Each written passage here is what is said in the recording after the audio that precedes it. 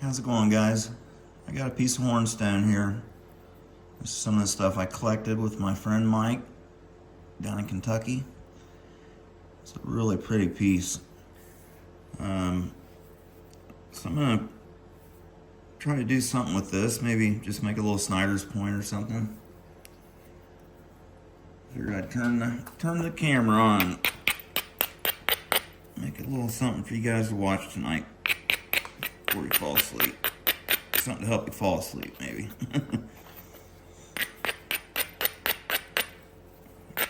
The wonderful sound of flint knapping. So this is, as you can see, an exceptional piece of stone. What I'll do first here, the way I usually do these is I'll try to find like the lowest area with the least steep contour going in to this other side. So this is okay over here, but it's got kind of a dip in it right here, so that's not ideal. This is a nice gradual way in. So I'll probably set a platform up right here. Try to shoot one right back down this way.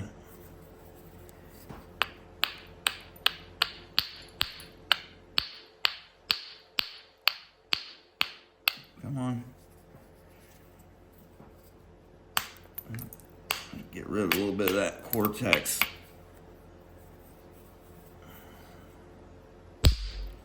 There we go. So what I did there is I just nipped the end of that to get a flake that'll lessen that angle and set me up to come back this way now.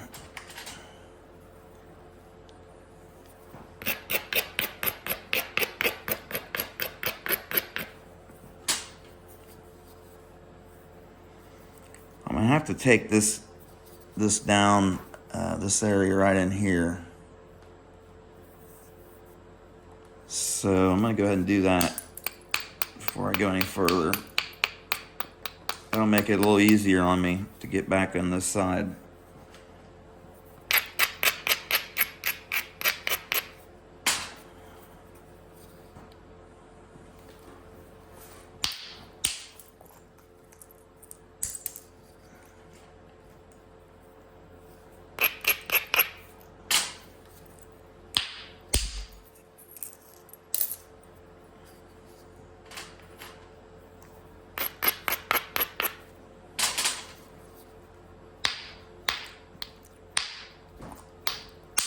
So if you watch my last video about the Oahe Jasper, I decided to put it back in the heat treat. I put it in there with some, man, this stuff's flaking nice. I put it in there with some Burrow Creek agate that I got from Arizona, I believe. From my good friend Bill Warner. Bill's an awesome guy. I've learned so much from him just in the few times we've spoke. Very knowledgeable. Check out Bill Warner, guys, on Facebook. He's always out in the field getting different rocks and explaining about the geology, and really smart guy. He doesn't sell rock, I don't think. What I've done with him is just trade stuff I've had for stuff he has, but I don't know if he's open to doing that with just anybody, you know. But super nice guy. If you ever watch this, Bill, I sure appreciate it, buddy. I got it in there heat treating now. Here's some pieces of some of the stuff that he sent that was already heat treated. This is an example of it.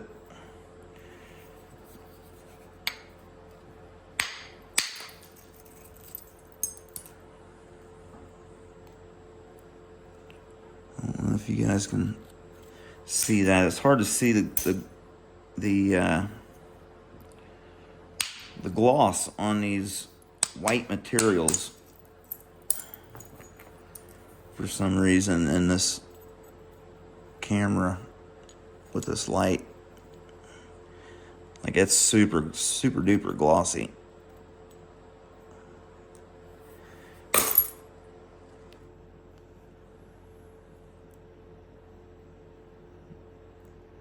So this stuff will be interesting for sure.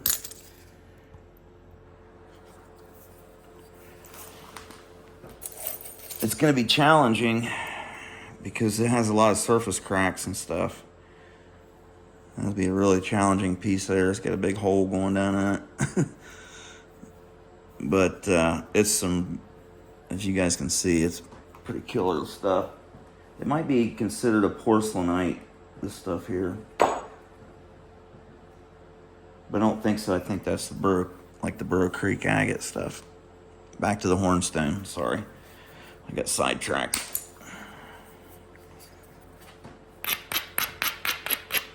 Okay, so I'm still working towards this flake here. So I've got it turned down a little bit. I can go a little more now.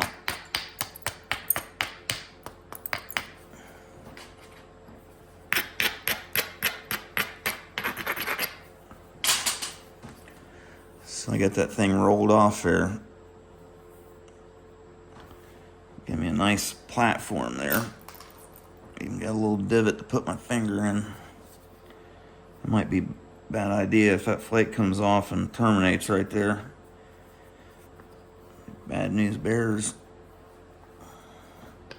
Alright, I'm trying to make this bad boy go deep. I mean, I want to take a really nice flake. Something I can make an arrowhead out of. It went a little thin, but that's fine. That's usually how it works out when you're trying to do something like this. It's usually about the third flake that ends up being a really good one. If you flub the first two, it'll usually leave you a ridge. Wow. That's nice stuff. That is some nice stuff. Okay, so this is overhanging here on the bottom here, so I'm gonna go ahead and I'm gonna get some convexity on this side here. I want it flat, but I want a little convexity too.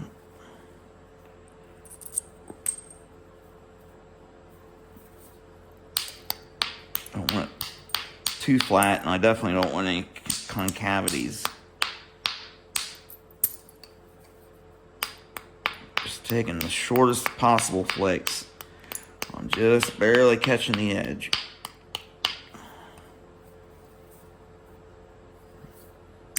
Now this Cortex is flaking decently, so I'm not gonna go around and remove it all right away, because I can use that extra ½ inch, quarter-inch and quarter-inch over here for thinning and conserve some size, I think.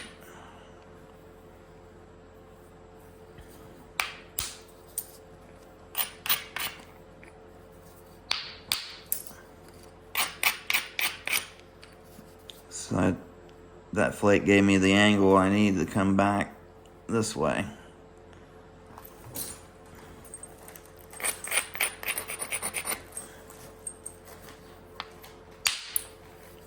Get one right through there.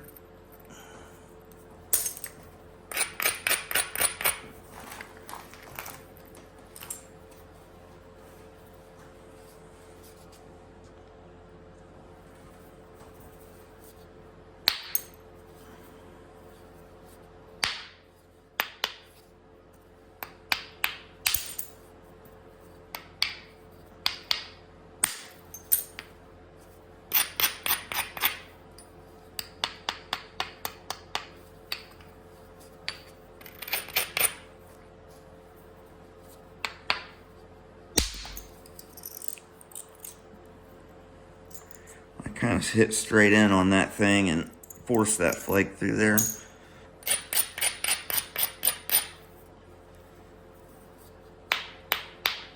Take a little in there. That'll set me up to come back this way.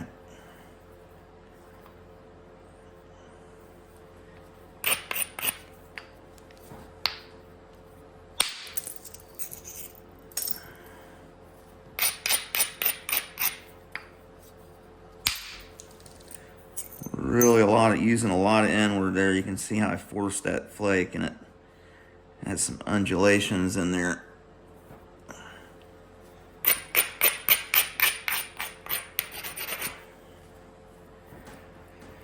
Okay, so we're getting our big fat edge worked off here, and we're getting nice convexity. It's still flat over here.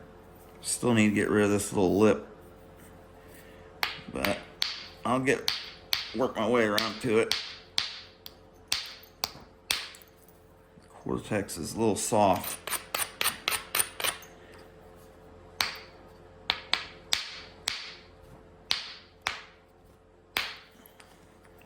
Not gonna let me do it.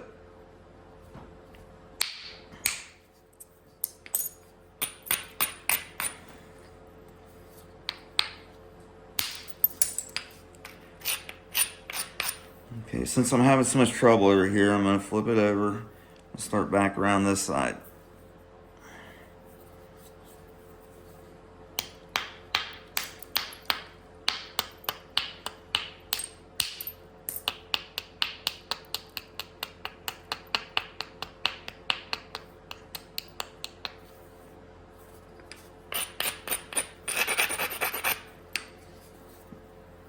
Okay, I think I lowered that enough.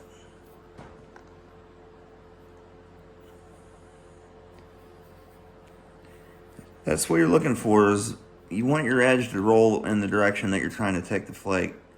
Just doing that will increase your success big time. You'll have a lot less failed flakes, when they fail off the edge and your edge crushes and bad things happen. Just making sure your very edge, even if it's a fat edge or even if it's a really fine knife edge, if you roll that edge off, it'll really help. It allows the bulb gives the edge enough thickness for the bulb to initiate, go in there and form. Let's see if I can get through this cortex here. Try to rip a couple through there and remove some of this mass.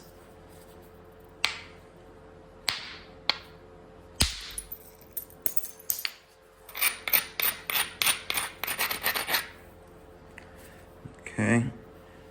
Now I could probably take that next one right now, but I'm gonna adjust it just a little bit more and move it over.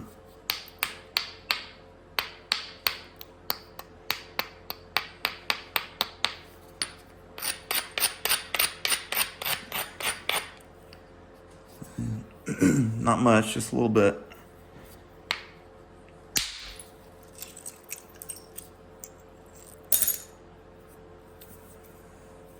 Hitting pretty much straight into the edge there with a lot of surface support. I actually kind of pulled back on that when I pulled that flake off. I don't know if that really helps. I think it does a little bit. Helps them go a little further when you're pulling on the surface.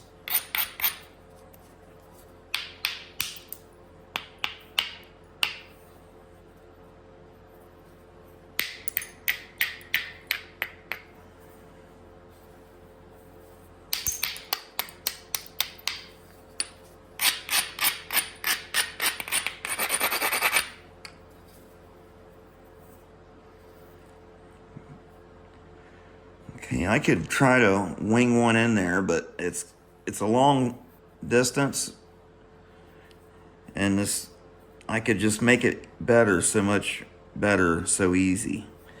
It'd be so much easier to make it better.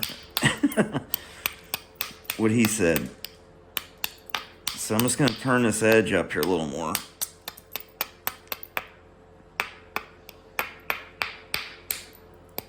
Let's go ahead and bevel the whole edge. I know it's not going to hurt. Now, I feel a little more comfortable taking that flake. I think I might even take this one first. And that'll isolate this mass here a little better. So, let's start up here.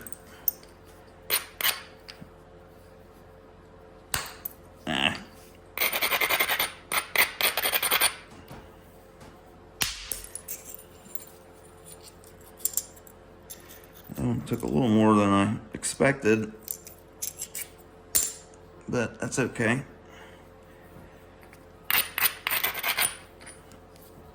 Now I just need a short one there.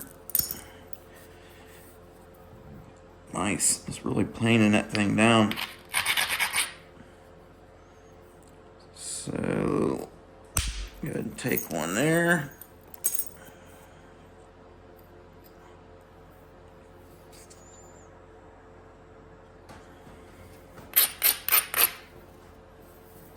Alright, so the front of our preform is starting to thin out, our biface. So we'll keep working our way on around. I might have been having a little trouble over here.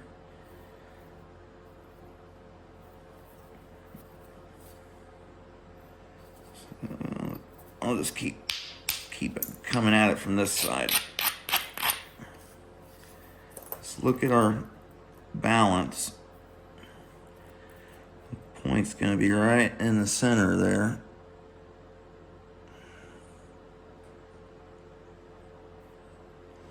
So I need to get rid of this stuff, and a lot of this stuff. What I could do is just flatten this off back here and then bring this side all the way down to it. But I've got this bullseye going on over here, so I'm kind of like to save some of that maybe.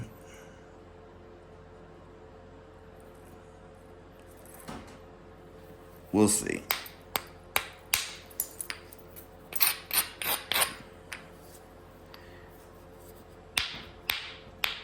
It seems to be cooperating with me thus far.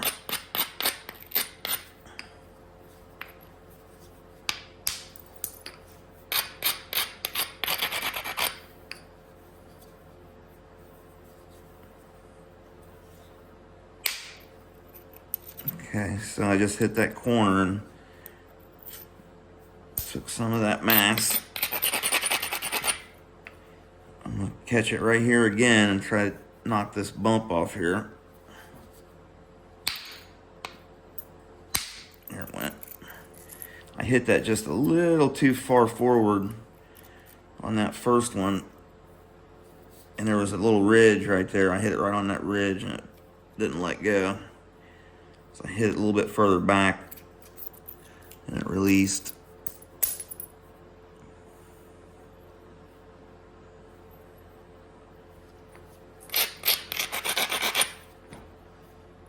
Some nice pretty flakes going across there.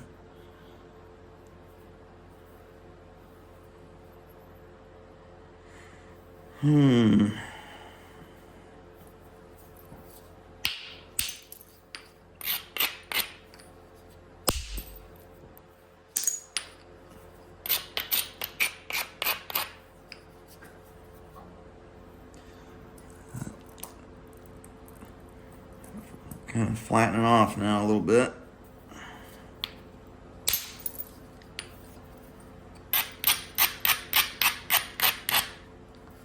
That was ugly.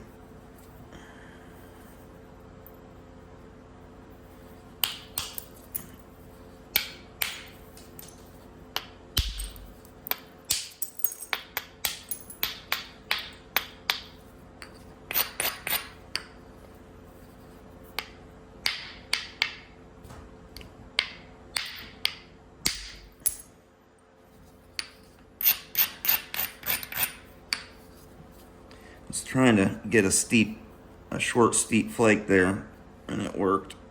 Kind of by hitting straight down on it and supporting it.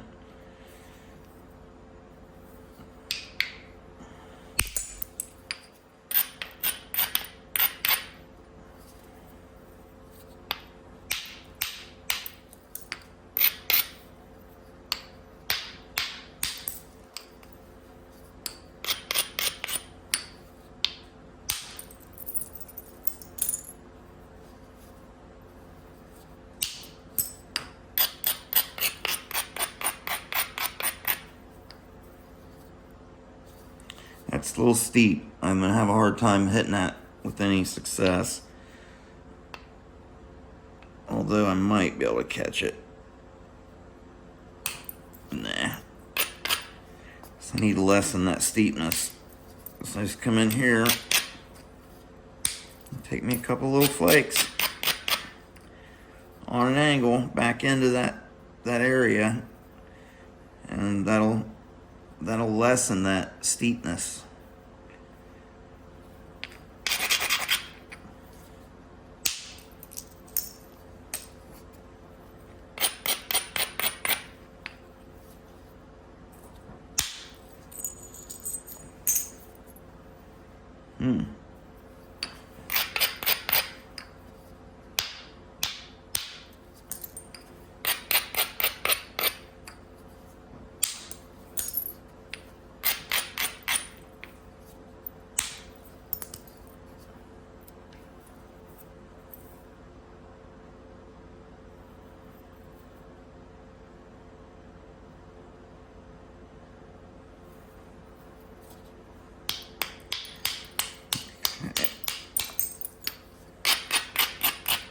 I'm gonna go ahead and bevel everything back this direction.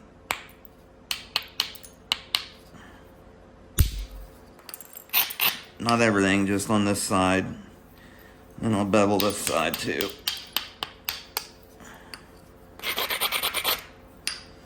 Actually, this side's kind of set up to get a few flakes here. But I'll just go ahead and bevel it. You'll see kind of what I got going on here in a second. Got all kind of wet, so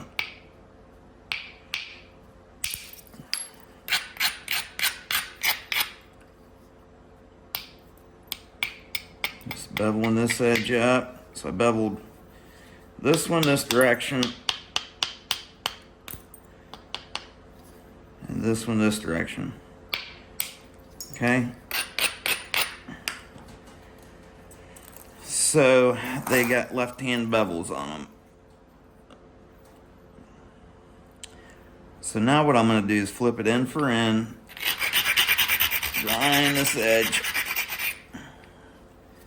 take my big heavy mass billet, I'm going to support it in my hand really well. I'm not like holding it as tight as I can or anything, but I'm squeezing it with significant pressure. So now I'm just going to come down through here. I'll take 1, 2, maybe 3 or 4 thinning flakes across through there. And then we'll flip it. I'll do the same thing over here. We'll bevel the edges back the opposite direction. Flip it in for in and take thinning flakes back that way.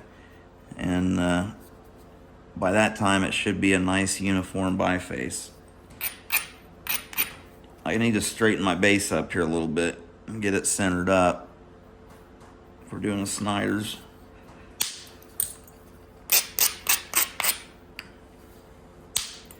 Let's take a few flakes, kind of symmetricize it a little bit. That's probably fine. Don't really need to go overboard now.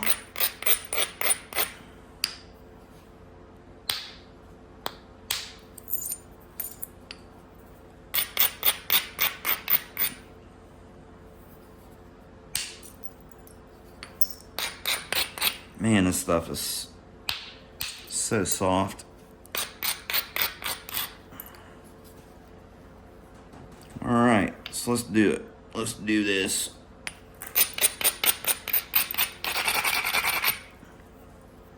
You know, it's you can get kind of hasty with this copper. You can't really abuse the edges as much as you do with these abraders and stuff when you're using an actual tool. As I've found, you need a much finer edge. But with this copper, man, you can just grind the heck out of it. As long as you're supporting it correctly with your hand, your support hand, you can wail on this thing and all you want.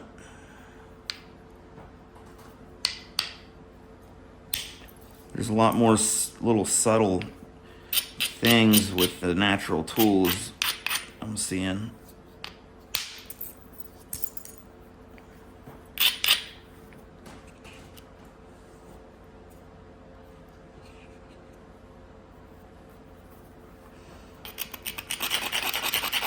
So what I did there is started at the front, up at the top.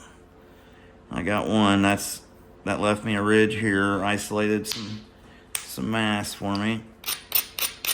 Move that down a little bit, grind it. I catch it just with the shoulder of my billet on an angle. I'm not aiming at one little spot, a tiny spot, and trying to hit this thing straight on. I'm using muscle memory and just letting the billet kind of fall and guiding it a little bit. You know, I'm lining it up and trying to hit in a spot, but how can I explain this? So when you hit it on an angle, I feel like it gives the bowl of percussion, or the cone of percussion, an easier chance to go in there and do its thing and form that bulb inside there.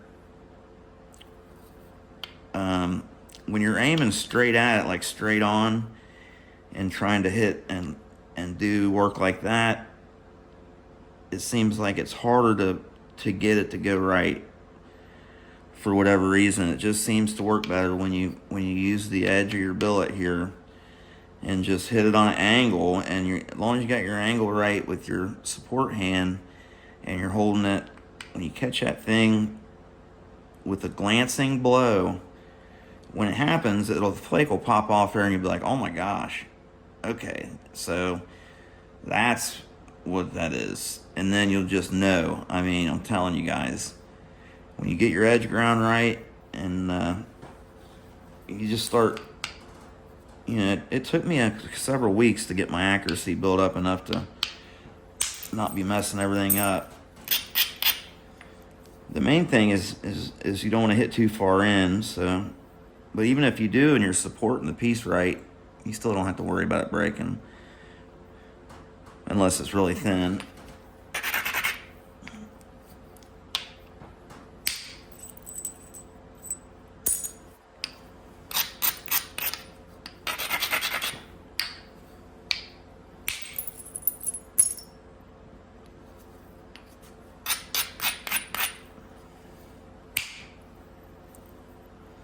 And of course the last one hinged. That's all right, we'll get it from the other side. But that really started thinning this down.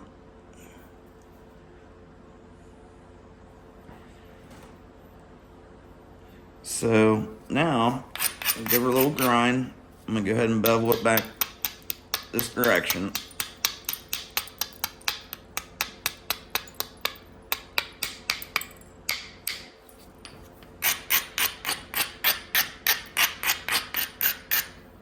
Take a look and see if there's any spots where it looks like it needs another flake. Looks like right here I can get another one.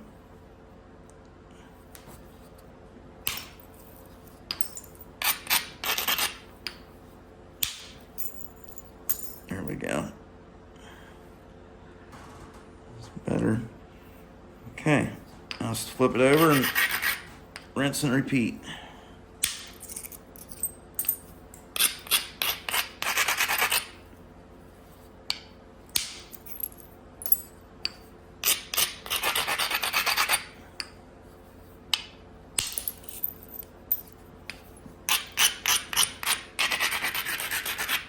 I struck in on the edge a little bit there intentionally, but I was supporting it enough I didn't have to worry about it breaking or anything. Okay, so now see, it's already starting to look like a Snyder's point. It's starting to thin down, and we haven't even came back the other direction yet.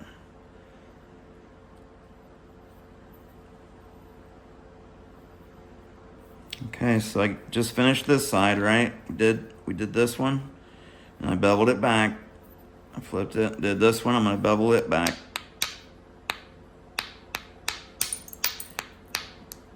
The other direction.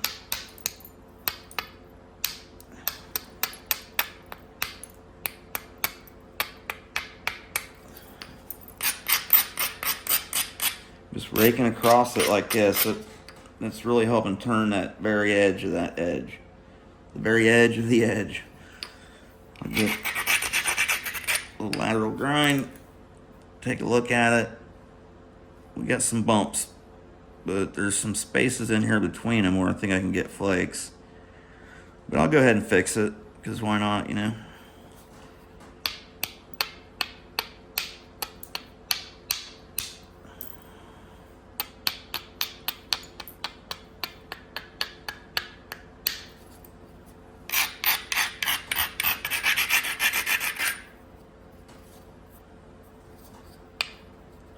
Okay, here we go. Glancing blow, supporting it well. Oh, you dog, you. Stop short. Left a big old butt crack right in the middle of my piece. It's like somebody's been sitting in the mud.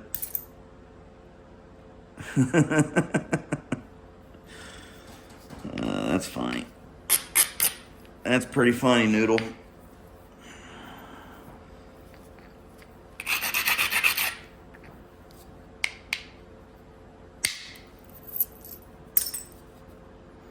I'm not sure how, but I just got that off there. I was trying to get a flake up a little higher, and I hit a little lower than I thought I was going to, and somehow it went through there and popped that thing off there.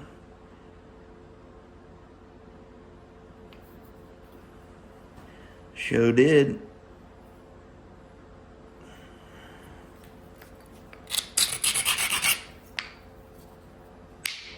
Whoa. Hit on that bump there. That's dangerous. That would have broke if I hadn't been supporting it. Well, it'd have been done. Try to hit back a little bit further. Caught it back a little bit, and it took a short flake there. It'll get me up past that spot.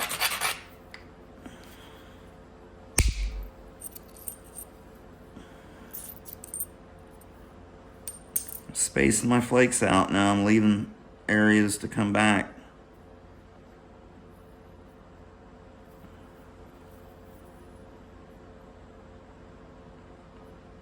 All right, so we've come back on that side. I'm going to bevel it back.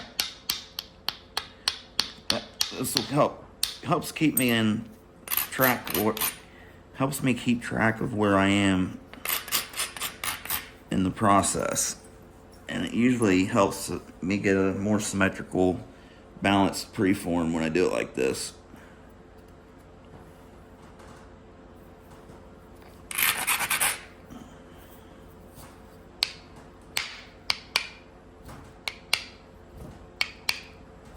I'm missing that thing by a mile.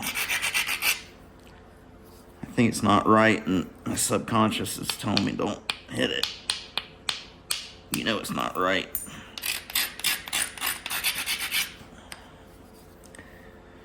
So you're basically making judgment calls every single strike. It's a risk assessment. But if you prepare your edge well enough, it takes a lot of the risk out of it. And the support thing, if you guys aren't using support, man, you got to jump on the train. I wasn't using any support, not like I should have been, for a long time, and my napping has really improved since I started doing it. It's the hardest thing to teach because you can't see it. You can't tell how hard I'm squeezing, or, you know, if I'm backing it into the palm of my hand, and, you know, unless I tell you. But using the support has really helped me out. So this thing's coming right in there. It's balancing right out.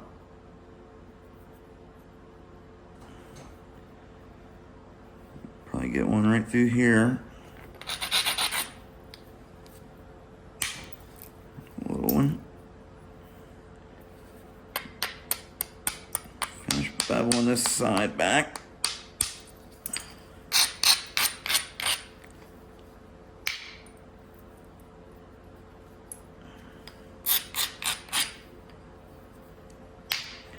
from here on, ooh, I caught too much of that edge. It was too stiff, and it put a vertical crack in there, or a radial fracture. Gotta get rid of that.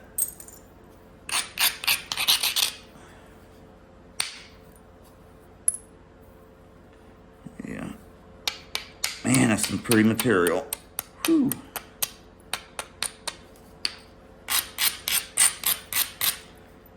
So let me take one here to kind of blend this in from where to help me recover from this little doodad I got going on there. Okay. So this side's looking pretty good. Pretty good, pretty good.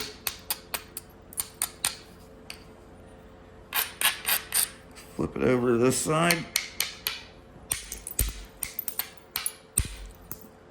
Go ahead. Bring our edge in a little bit. Work on our symmetry a little bit.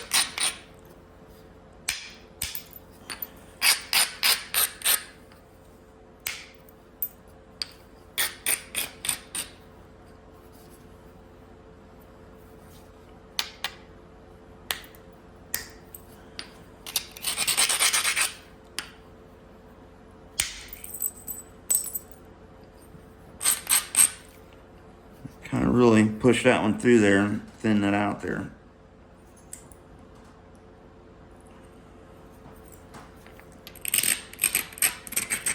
And shear that edge off and turn it down to this side. Take a look at it. If you can get one right here first.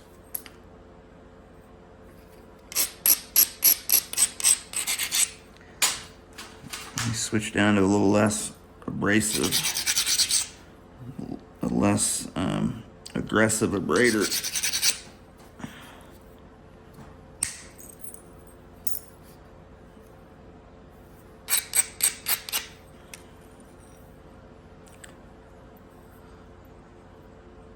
All right, guys. Well, I think I'll stop it here.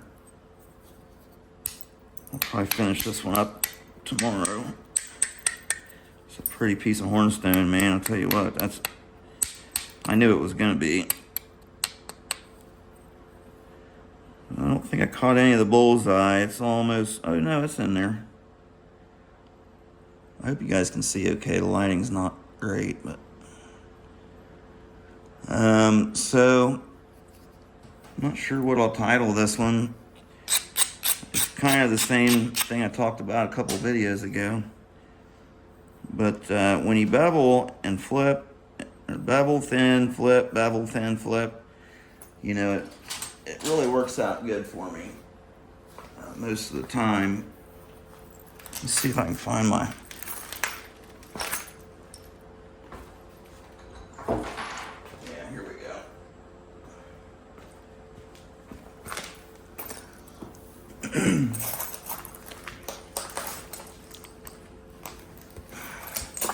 So basically what you're doing, man, I just bought this thing, I've already scratched it up, is, let me flip you guys around here. Whoop.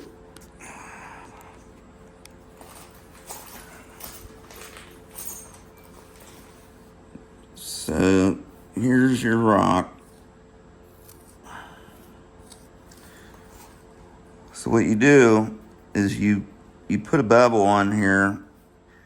You know, you take flakes down this way and you bevel this side.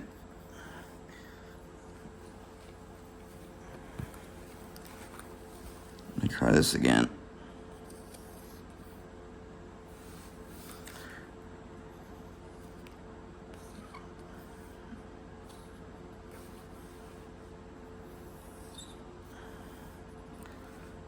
Okay, something like that. So you take your flakes off of this side here.